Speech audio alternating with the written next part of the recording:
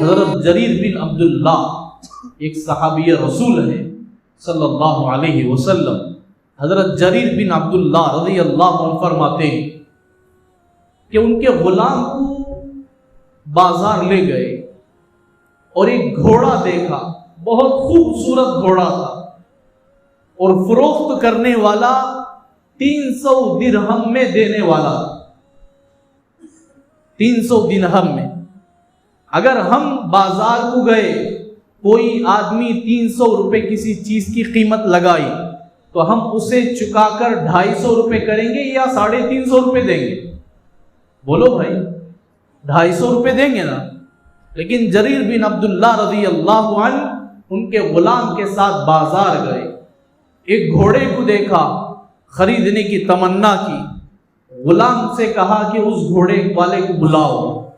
حضرت جریر بن عبداللہ اس کے سامنے حضرت جریر بن عبداللہ کے سامنے آ گیا اور اس کی قیمت پوچھا تو 300 درہم قیمت لگائی. حضرت جریر بن عبداللہ نے فرمایا اگر میں تجھے 350 درہم دوں تو چلے گا؟ اس نے کہا کہ 300 درہم پر چلے گا. پھر حضرت جریر بن عبداللہ نے فرمایا میں 400 درہم دیا تو چلے گا؟ انہوں نے فرمایا کہ 300 درہم پر چلے گا. تو ایسے ہی بڑھاتے 800 درہم تک حضرت جریر بن عبداللہ چلے گئے. اور فرمایا وہ آدمی جو بیچنے والا ہے حضرت سے فرماتا ہے، حضرت جریر بن عبداللہ رضی اللہ عنہ سے، حضرت میں آپ کے 300 درہم پر راضی ہوں، 800 درہم کو راضی نہیں. حضرت جریر بن عبداللہ نے فرمایا اگر تو مجھے گھوڑا دینا پسند کرتا ہے تو میرے 800 درہم کو تو لے لے. تو انہوں نے دے دیا اور گھوڑا خرید کر لا لیے. اب جب راستے پر آ رہے تو غلام کہنے لگا حضرت ہر آدمی بیچنے والے سے چکا کر کم قیمت میں لینا پسند کرتا ہے، لیکن آپ 500 درہم زیادہ کیوں دیا؟ حضرت نے فرمایا میں نے رسول اللہ صلی اللہ علیہ وسلم سے سنا جن چیزوں کا جتنا حق ہے اگر تم اس کے حق کو معلوم ہوتے ہوئے اس پر کمی پیشی کرتے ہو تو حضور علیہ السلام نے فرمایا اللہ تعالیٰ اس مال میں جتنا مال تمہارا گھٹایا ہوا ہے اس مال کو اللہ ضائع فرما دے. حضرت جریر فرماتے ہیں مجھے معلوم ہے کہ یہ گھوڑے کی قیمت 800 درہم ہے، لیکن یہ آدمی اپنی مجبوری کے تحت 300 درہم میں دینا پسند کرتا تھا. میں اس کی مجبوری پر فائدہ اٹھانا پسند نہیں کیا، اس لیے میں حضور کی حدیث کو ذہن میں رکھتے ہوئے اللہ کے ڈر سے میں نے اس کے 800 درہم دے دی اور یہ گھوڑے کو لے کر آیا. اور فرمایا حضرت جریر بن عبداللہ رضی اللہ عنہ اس کا یہ مطلب نہیں کہ کوئی آدمی کوئی قیمت لگائے تو ہمیں وہی قیمت دے کر آ جائے، اسے چکا سکتے. لیکن آپ کو معلوم ہے کہ ایک آدمی ایک چیز کو بیچتا ہے، مثال کے طور پر آدمی کا دکاندار باہر گیا ہوا ہے کسی آدمی کو بٹھا کر 100 روپے کی چیزیں 10-20 روپے میں انہیں معلوم نہیں سو بیچ دیتا ہے.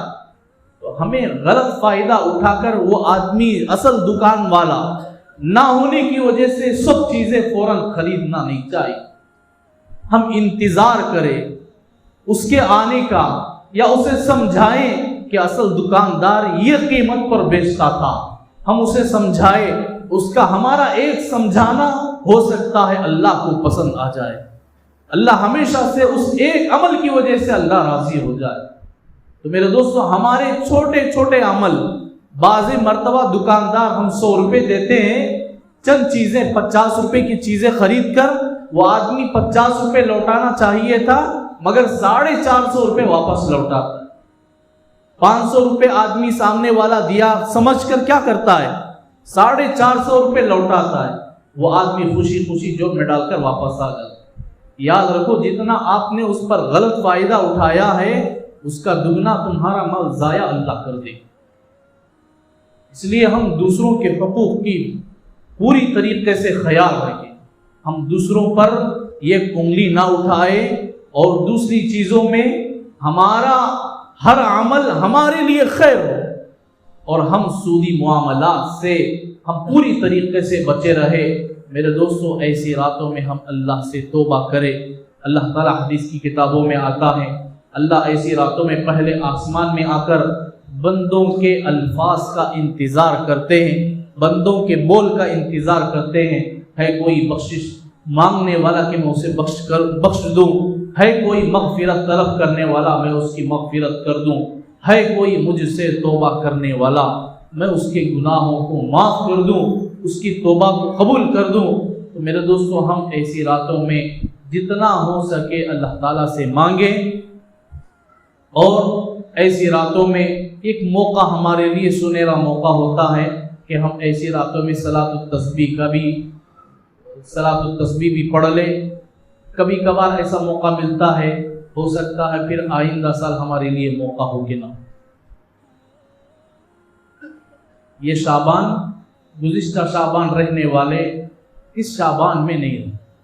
کتنے کے ابا رخصت ہو گئے، کتنے کی ماں انتقال کر گئے، جس میں میری والدہ بھی اس میں شرکت کر گئی۔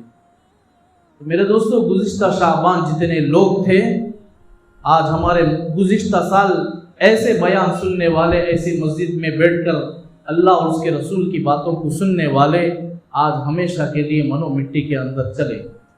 تو میرے دوستو ہم ہر ایک کے لیے دعائیں کرتے رہے۔ حضور علیہ السلام کا فرمان ہے تم دوسروں کے حق میں دعائیں کرتے رہو، ہو سکتا ہے تمہاری دعا کا انتظار ہو کسی کے تقدیر کے بدل میں، ہو سکتا ہے تمہاری دعا کا انتظار ہو کسی کے مغفرت کے ہونے کا، ہو سکتا ہے تمہاری دعا کا انتظار ہو کسی کے بخشش کے سبب کا۔ تو ہم دعائیں کرتے رہے، امت کے حق میں دعا کرے۔ رات کا موقع ہے، ہم اللہ تعالیٰ سے زیادہ قریب ہو کر، اللہ تعالیٰ سے رو کر، گڑ گڑا کر اللہ تعالیٰ سے مانگے۔